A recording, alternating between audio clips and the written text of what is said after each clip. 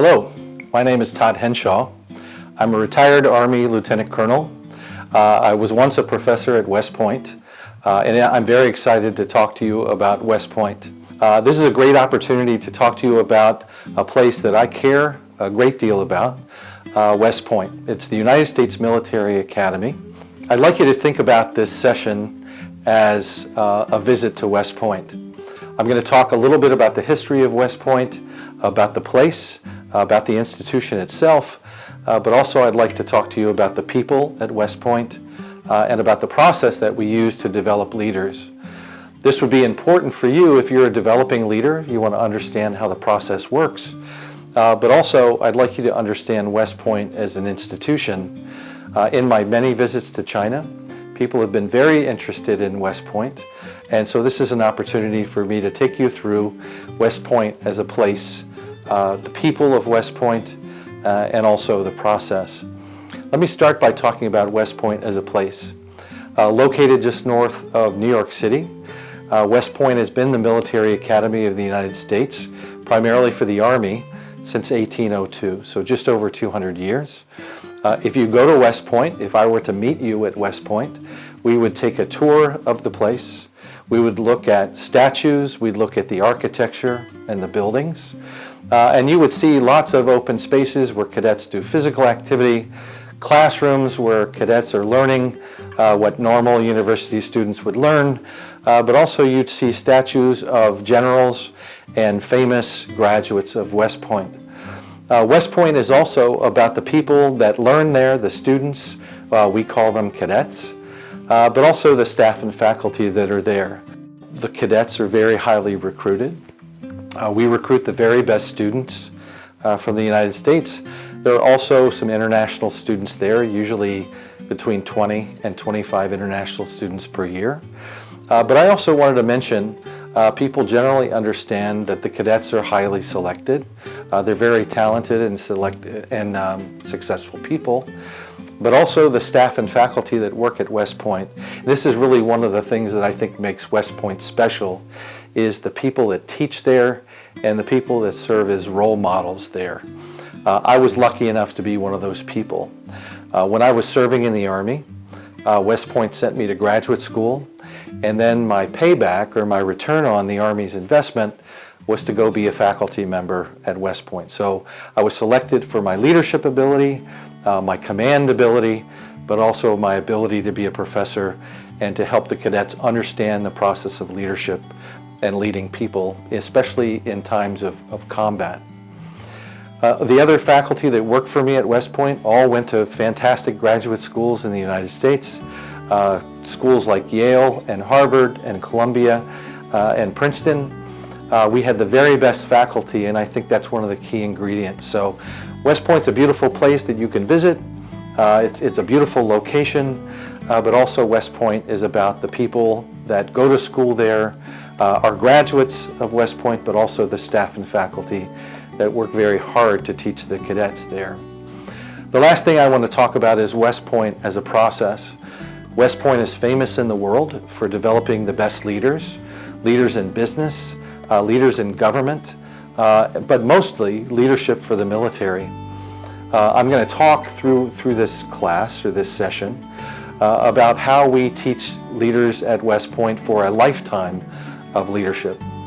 Very, very important that they consider not just their current situation, but also all of the leadership roles and opportunities that they would have through a lifetime.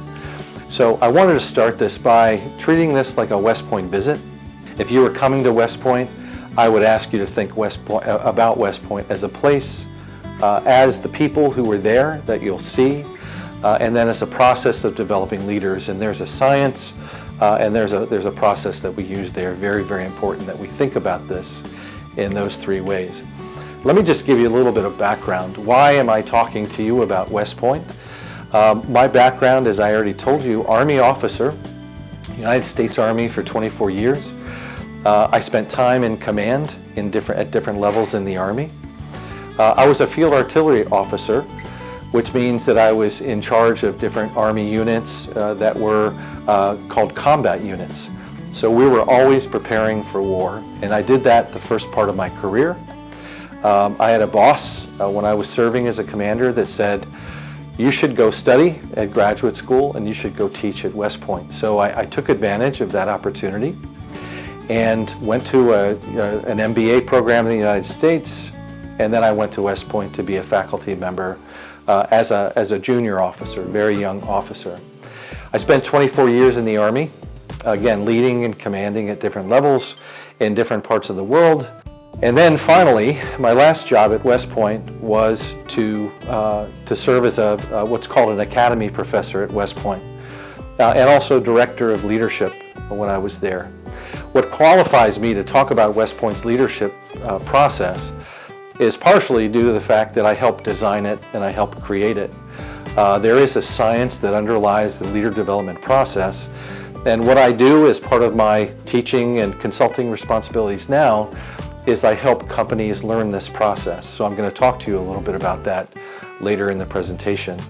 I retired from the Army 10 years ago. I left West Point, taught at Columbia University in New York City, and now I'm at the Wharton School at the University of Pennsylvania, working primarily with executives.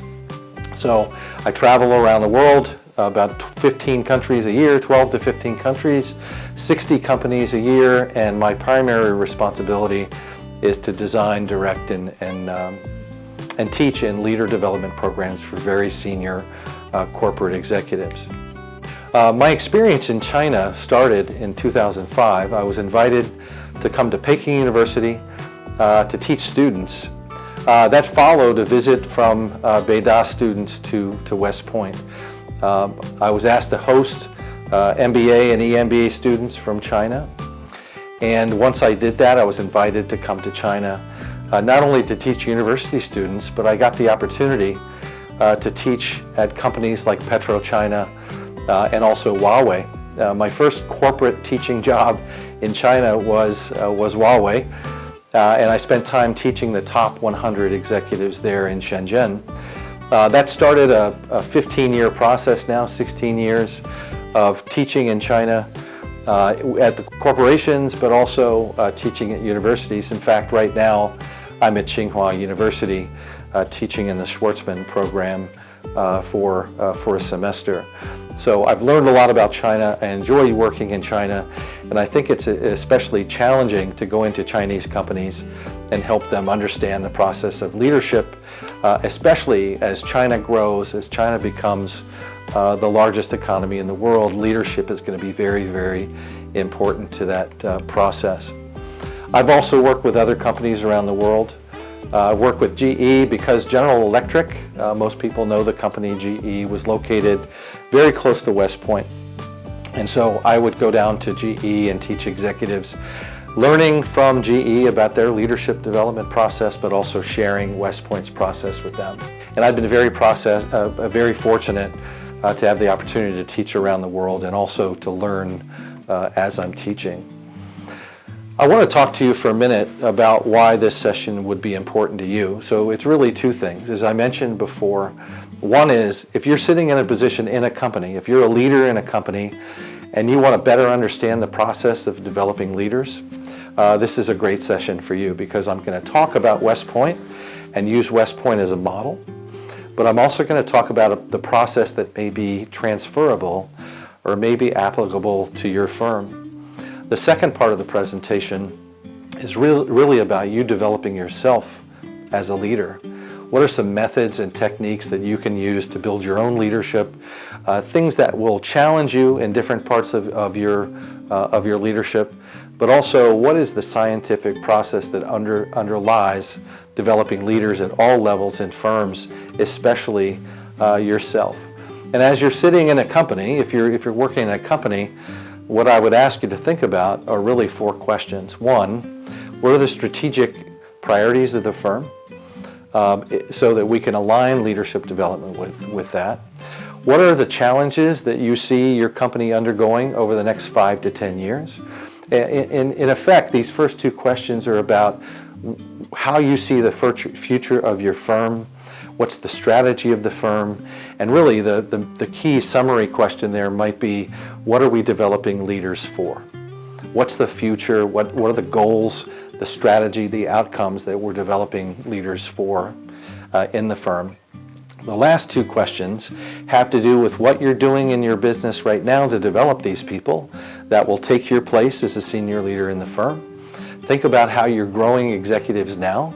My experience with most companies is that the company thinks that leaders are going to develop on their own. It's just naturally going to happen. What I'm going to talk about in this session is the fact that leaders have to be grown. It has to be deliberate, it has to be purposeful, you have to have a plan for it, and you have to understand the science that underlies that process. What I'd ask you to think about, maybe give you a moment just to reflect on what competencies or what attributes you would want your leaders to have in the firm.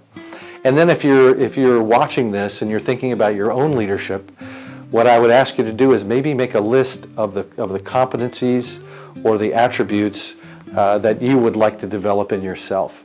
And that would be a fantastic starting point for the rest of the session.